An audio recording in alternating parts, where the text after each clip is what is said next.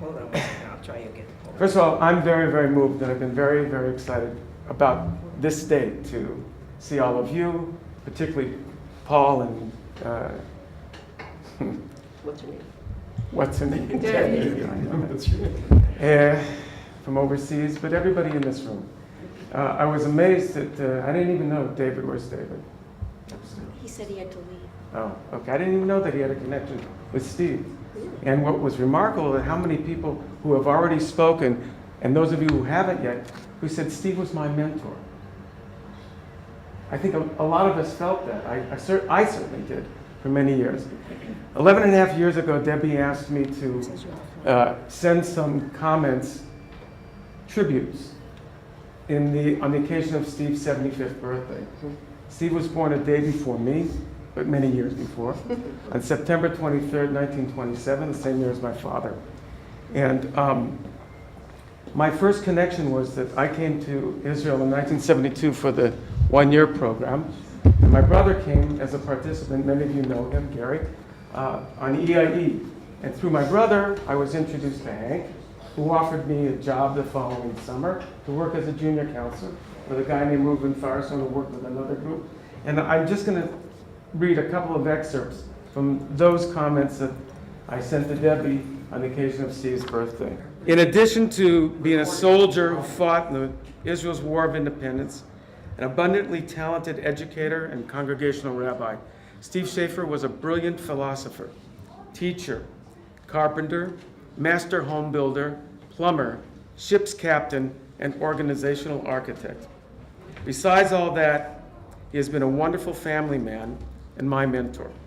Steve was my first real boss immediately after graduating college, and he played a very important part in my professional and personal development. Oh yes, and beyond all of above, Steve Schafer possessed a keen sense of humor, endless energy, and a razor-sharp mind. Below are recollections of a few of the areas wherein Steve impacted my life and the lives of hundreds, if not thousands, of others. I met Steve in the summer of 1973 while serving as a counselor for a Nifty in Israel summer program after finishing a year of study at the one-year program of the Hebrew University. A friend from California, Reuben Firestone, who was also hired as a counselor for another Nifty in Israel program, and I decided to return to California in August of 1973 by flying to Tehran and then traveling from there overland via Pakistan, India, and on to the Far East, and from there back to California. Unfortunately, a problem arose.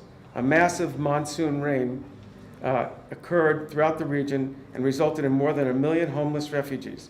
So Reuben and I turned to Rabbi Schafer to ask for a favor. We wanted Steve to intercede on our behalf in our request to volunteer on the peace ship until the refugee situation in the troubled region subsided. Throughout the summer of 1973, we had overheard Rabbi Schafer speaking to Israeli peace activist Abi Nathan via Ship-to-Shore Haifa radio.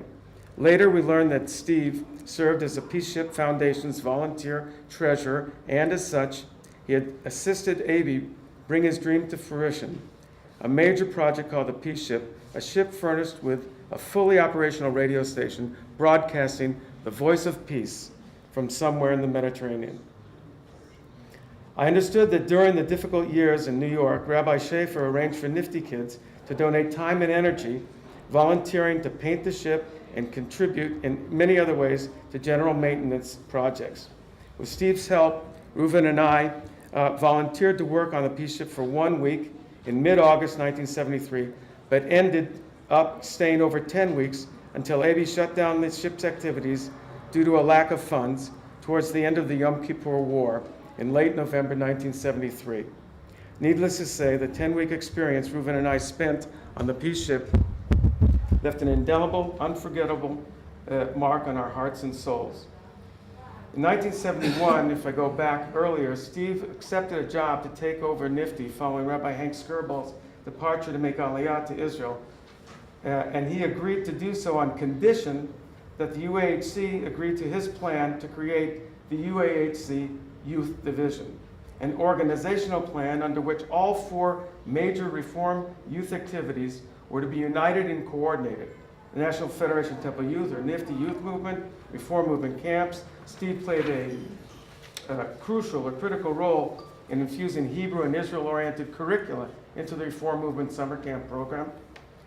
The College Education Department and the International Education Department, or IED, under which NIFTY and Israel programs were operated. Before Steve had come in 1971, none of those particular youth activities had anything necessarily to do with each other. He united them, and he got Rabbi Alexander Schindler's permission and support to do so. Almost immediately after meeting Steve in 1973, he offered me a job to come to New York to be his assistant in promoting, developing, and administering the NIFTY and Israel programs. While very flattered, I told Steve I would first need to finish my undergraduate degree in Jewish Studies at UCLA. And indeed, almost 2 years later, in April of 1975, I accepted Steve's offer and moved to New York City. My recollection is correct, and Paul can probably remind. In the summer of 1973, there were 5 NIFTY summer programs. Maybe Hank remembers. I believe there were 4 Bible tours and 1 mitzvah corps program, amounting to approximately 200 high school students. It was clear that many more Reform kids were visiting Israel with their congregational rabbis and with local Jewish community-supported programs. Steve wanted to enhance the connection between American Jewry and Israel, and he saw the NIFTY Israel programs as a prime opportunity to bring the Reform movement closer to Israel and Zionism. Therefore, one of Steve's major goals was to increase the volume, variety, and duration of the Israel programs. One of the first recommendations that I made to Steve was to change the name of the basic NIFTY Israel program. I said that Bible tours just wasn't going to do it for our kids.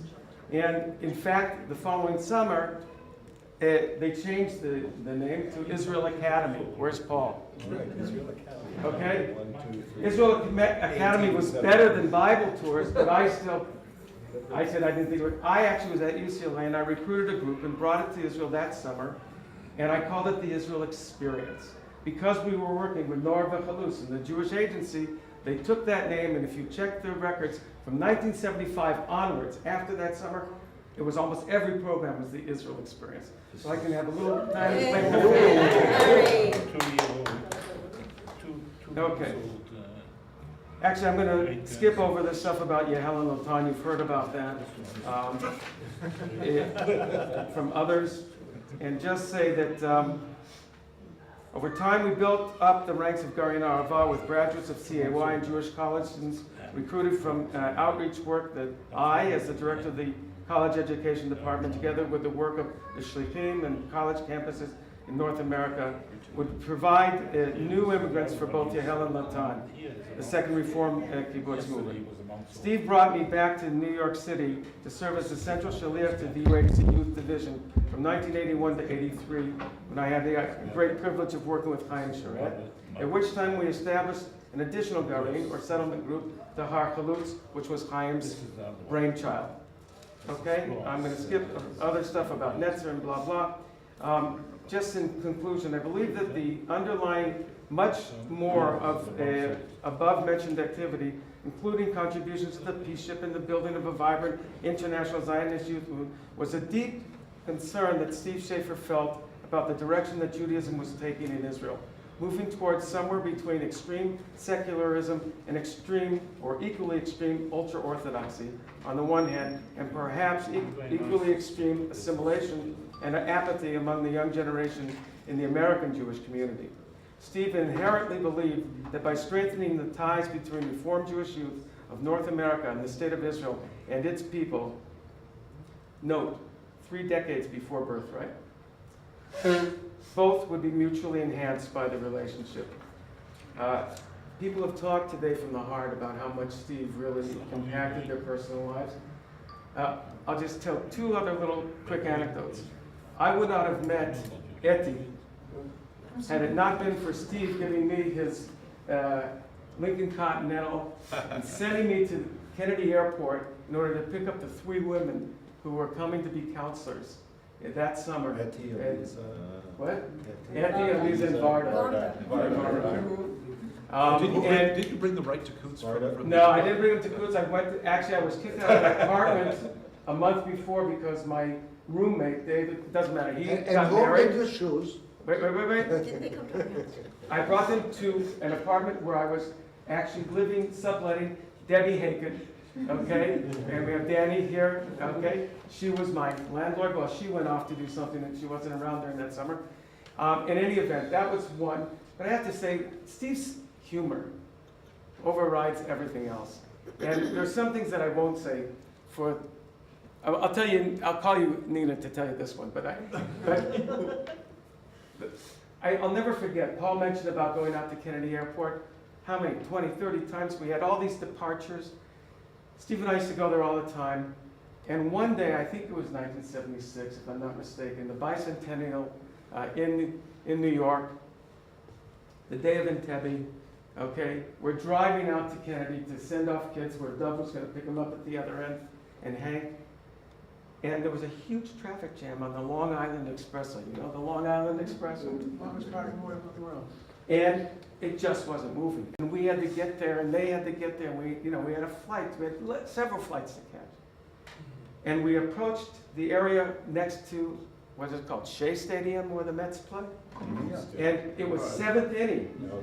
People were parking their cars on the parkway and walking the rest of the way to get to the game. I think they were playing the LA Dodgers, and I'm from LA. And I'll never forget it. And Steve looked at me, he looked at this situation, he said, "Now that's religion." All right, you know what? I will say one more on that one. We used to work really hard, and we'd get on the train and go all the way to Wyncote in a 2.5-hour train ride from New York City. And we'd get there, I don't know, 12:30, 1 in the morning, 2 in the morning, and we would always go into one of those supermarkets that's open 24 hours because Steve had a penchant, and it became very contagious, called Breyer's Butter Almond. I don't know. Nina remembers this.